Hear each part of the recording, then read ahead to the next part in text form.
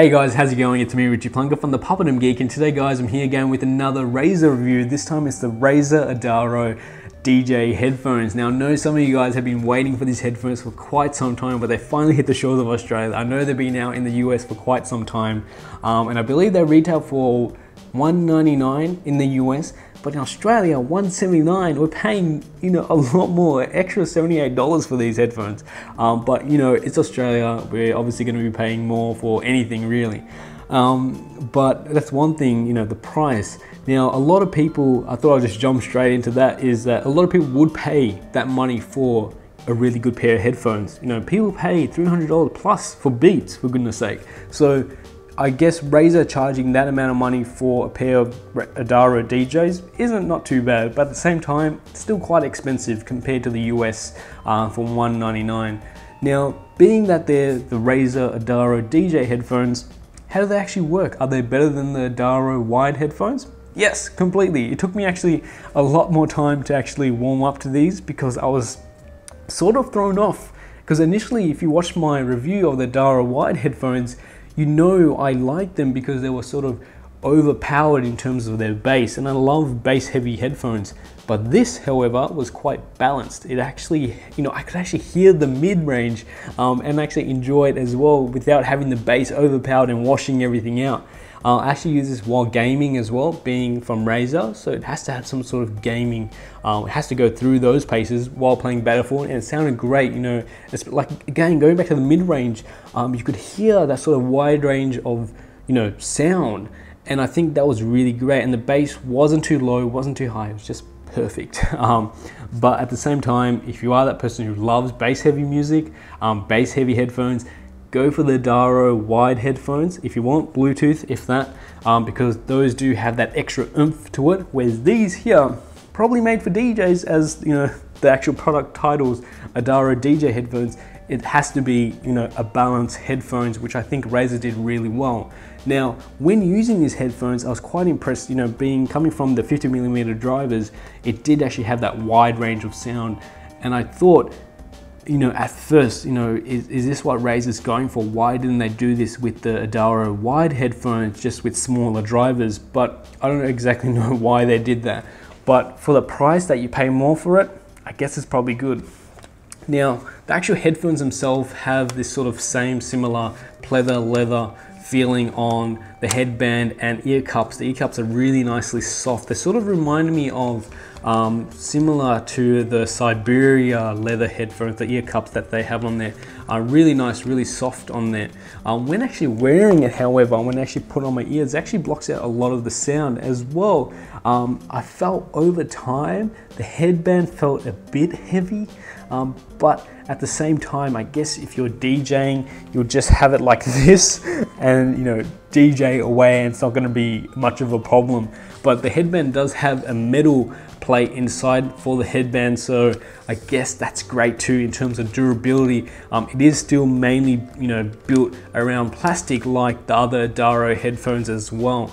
Now again, being that it's a DJ pair of headphones, you can sort of fold them in, obviously take them on the go. It comes with this great carrying case as well right here, which seems like it's made out of a brick, because it's quite durable, and I've never actually seen a pair of headphones come with a quite really nicely built carrying case, really hard, really rugged, as you can see here. Inside you've got nice soft padding inside, with a nice little carrying case for your cable as well.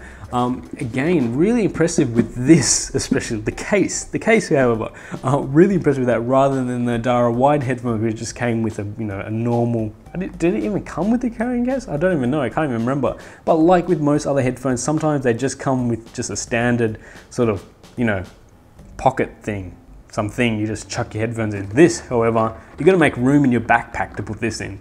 Now the headphones come with two different cables in the box. You've got your standard 3.5mm jack cable. I believe it's about a meter long. That seems like about a meter. 1.2 meters, I think. Might say on the box. I don't know, can't bother reading it. But I think it's 1.2 meters. Your standard 3.5mm jack. On the side, you can actually plug it on either side, but on the side that you're meant to be plugging it in, it has this sort of prong in there where you actually pop it in, like so, and then twist to lock, and then that enables you to actually have it nice and secure in case it gets caught somewhere or anything like that. It's not going to pop out unexpectedly. Same goes to the sort of the telephone cord, 1/4" jack as well.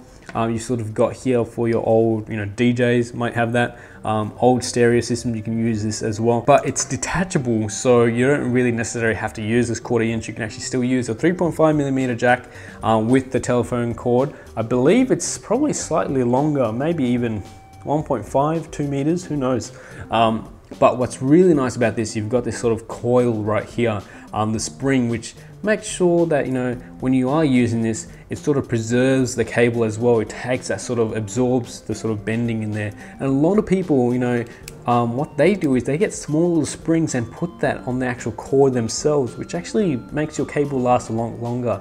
If you do have a nice pair of headphones or a cable like that, definitely put a spring in there, and you'll notice the difference in terms of your cable lasting a lot longer because it helps it from bending. Now, coming from a general consumer point of view, as I like to see myself, like I'm not really that heavy on sound. I love my headphones, I love my sound and everything like that.